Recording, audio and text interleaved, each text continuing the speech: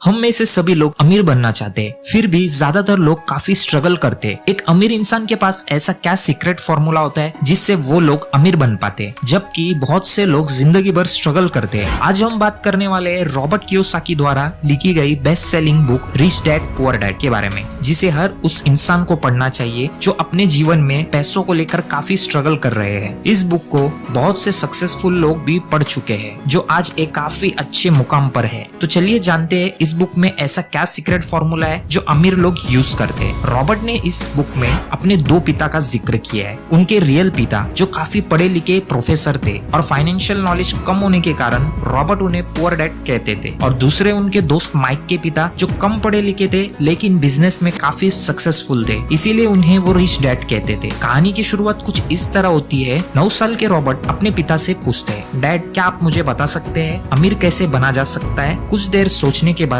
उनके पिता पूछते, लेकिन तुम अमीर क्यों बनना चाहते हो? तब रॉबर्ट बताते हैं कि उनके कुछ दोस्त आज वीकेंड सेलिब्रेट करने के लिए पिकनिक गए थे। बाकी सभी फ्रेंड्स को इनवाइट किया गया था क्योंकि वे सभी अमीर थे। मैं अमीर नहीं हूँ, इसीलिए मुझे इनवाइट नहीं किया गया। मुझे भी अमीर बनना है। क्या आप मुझे बता सकते हैं पैसे कैसे कमाया जा सकता है? तब उनके पिता उनसे कहते हैं, देखो बेटा, अगर तुम्हें अमीर बनना है तो तुम्हें अपने दिमाग का इस्तेमाल करना होगा। इससे ज्यादा मुझे भी नहीं पता, लेकिन मैं एक ऐसे इंसान को जानता हूँ जो तुम्हारी मदद कर सकता है। यदि तुम सच में सीखना चाहते हो कि अमीर कैसे बना जा सकता है तो तुम अपने दोस्त माइक के पिता से पूछ सकते हो। उन्हें काफी अच्छे तरीके से पता है क्योंकि वह ऑलरेडी बहुत से बिजनेसेस को मैनेज कर रहे हैं और आने वाले कुछ सालों में वो काफी अमीर भी बन जाएंगे। और यही से रॉबर्ट की लाइफ में एंट्री होती है उनके दोस्त माइक के पिता की, जिसे वो रिच डैड कहते थे। उस वक्त से रॉबर्ट की फाइनेंशियल लेसन्स की शुरुआत हो जाती है। रिच डैड उन्हें जिंदगी के अगले 30 सालों तक लाइफ के डिफरेंट स्टेजेस पर पैसों को कैसे मैनेज करना, पैसे से पैसा कैसे कमाना और अमीर माइंडसेट किस तरह डेवलप करना है वो सिखाना शुरू कर देते हैं, और पैसों से रिलेटेड कुछ इंपॉर्टेंट लेसन्स भी शेयर करते हैं। इस वीडियो में इन्हीं 5 लेसन्स के बारे में डिस्कस करने वाले हैं, इसीलिए आप इस वीडियो को एंड तक देखिएगा। Lesson number 1, rich don't work for money. इस लेसन में ऑथर बताते हैं कि आज के जमाने में ज्यादातर लोग रैट रेस में फंसे हुए हैं, जिससे बाहर निकलना काफी जरूरी है। अधिकतर लोग पहले तो अपने एजुकेशन कंप्लीट करते हैं, फिर अच्छे से मार्क्स लाने के बाद वह एक अच्छी नौकरी की तलाश करते हैं।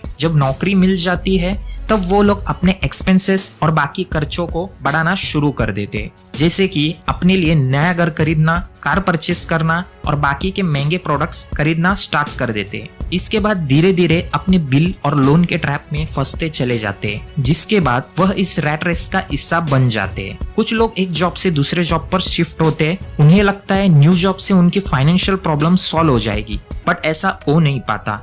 दूसरी जॉब मिलने के बाद उनकी सैलरी तो इंक्रीज हो जाती है, इसके साथ साथ उनके एक्सपेंसेस भी इंक्रीज हो जाती है। बहुत से लोग ये समझ ही नहीं पाते एक्चुअली उनके अंदर फाइनेंशियल नॉलेज की कमी है, जिसके कारण वो अपने लाइफ में पैसों को लेकर काफी स्ट्रगल कर रहे हैं। नॉर्मली एक एवरेज इंसान घंटों भर जॉब करके मेहनत से पैसे कमाता है, जबकि अमीर लोग ऐसा नहीं करते। वो लोग अपने पैसों की मदद से और भी पैसा कमाते हैं, जो हम अगले लेसन में सीखने वाले हैं।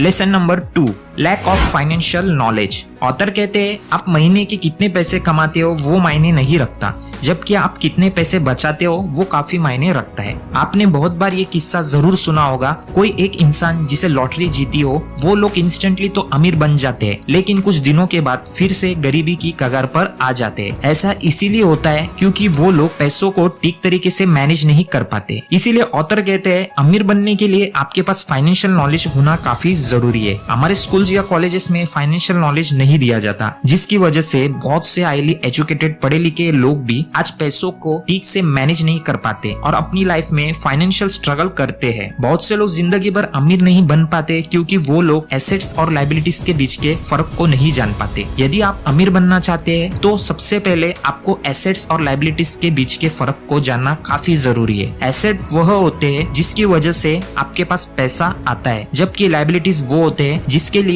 आपको अपने जेब से पैसा देना पड़ता है। इसीलिए ऑथर कहते हैं यदि आपको फाइनेंशियली इंडिपेंडेंट होना है तो आपको ऐसे सभी इनकम जनरेटिंग एसेट्स को लेना होगा जो आपको पैसे कमा कर देगी, जिससे आपके जेब में पैसा आएगा। जबकि बहुत से लोग बिना एसेट क्रिएट किए अपने लिए न्यू कार लेते हैं, महंगे महंगे फोन खरीदते हैं, जो कि एक लायबिलिटीज होती है, जिसकी वजह से आपको अपनी जेब से पैसा देना पड़ता है। आपको पहले ज्यादा से ज्यादा एसेट्स क्रिएट करना होगा, जैसे कि यदि आपके पास किसी भी भी तरह का स्किल है तो आप उस टॉपिक से रिलेटेड कोर्स रिकॉर्ड कर सकते हैं और लोगों को अपने कोर्स सेल कर अच्छा खासा इनकम जनरेट कर सकते हैं। इसके लिए आपको सिर्फ एक ही बार वर्क करना होगा। इस एसेट से जो भी आपको पैसे मिलेंगे उससे आप बाद में अपने लिए महंगी चीजें खरीद सकते हैं। आपको अपने एक्सपेंसेस और लायबिलिटीज को कम रखकर ज्यादा एसेट्स क्रिएट करने पर ध्यान देना होगा, जो कि आपको अमीर बनने में काफी हेल्प करेगी। Lesson number 3, mind your own business. Author कहते हैं फाइनेंशियल स्ट्रगल के कारण बहुत से लोग सालों साल तक मेहनत करते हैं और दूसरों को अमीर बनाते हैं। अक्सर जब भी मैं लोगों से मिलता हूँ और जब मैं उनको पूछता हूँ आप क्या बिजनेस करते हैं, तब बहुत से लोगों का जवाब होता है नहीं, मैं सिर्फ काम करता हूँ। बहुत से लोग खुद के बिजनेस के बारे में सोचते नहीं है। वो लोग अक्सर अपनी पूरी जिंदगी किसी दूसरे लोगों के बिजनेस को ग्रो करने में लगा देते हैं। यदि आप फाइनेंशियली सिक्योर होना चाहते हैं तो आपको अपना खुद का बिजनेस शुरू करना होगा। डे टाइम जॉब को कंटिन्यू रखकर आपको एक साइड बिजनेस स्टार्ट कर देना है और अपनी इनकम में से कुछ हिस्सा एसेट्स खरीदने में इन्वेस्ट करना चाहिए। जितना आप अपने एसेट्स ग्रो करेंगे उतना ही जल्दी आप फाइनेंशियल फ्रीडम अचीव कर पाएंगे। Lesson number 4, don't work for money. Author कहते हैं जब भी आप कोई नौकरी ज्वाइन कर रहे हो तब सैलरी के बारे में सोचने के बजाय आप यह सोचने की कोशिश करें कि इस जॉब से आपको कौन कौन से स्किल्स सीखने को मिलेंगे।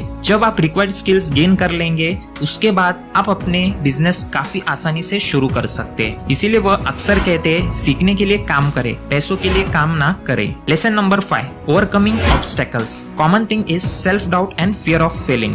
किसी भी बिजनेस को शुरुआत करने से पहले अक्सर बहुत से लोग के मन में डर होता है अगर उनका बिजनेस फेल हो जाए तो क्या होगा, जिसके कारण वो कभी किसी चीज पर एक्शंस नहीं ले पाते और जिंदगी भर अनसक्सेसफुल रह जाते हैं। इसीलिए आपके पास जब कोई आइडिया है तो शुरुआत में आप उसे स्मॉल स्केल पर स्टार्ट कर सकते हैं, जिससे आप रिस्क को भी मैनेज कर पाएंगे। इस मेथड से आप आसानी से अपने आइडियाज को एग्जीक्यूट कर पाएंगे। होप आज की इस वीडियो से आपको काफी कुछ सीखने मिला होगा। आप भी इस बुक को पढ़िए और वीडियो पसंद आया तो इस वीडियो को जरूर शेयर करिए। Thanks for watching. ओके।